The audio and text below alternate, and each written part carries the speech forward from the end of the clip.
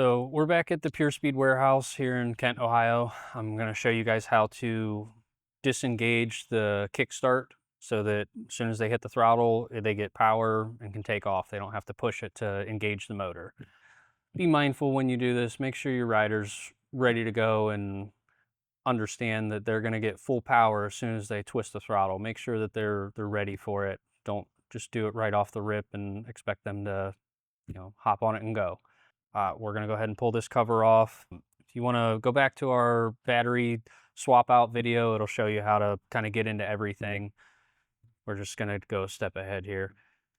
Pull your bottom cover off. If you need it completely out of the way, you can unplug it. It's just a quick connector there. Move it completely out of your way. And then on top of the controller here, obviously you have your bundle of wires. This is your motor wire, your battery wire. This one here has a label on it that says start switch. If you unplug it and just kind of tuck everything back in, hook your switch back up, and then put everything back together, that is going to give you instant power as soon as they hit the throttle.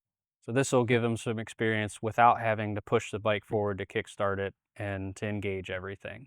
And then you'll put your cover back on and you are good to ride.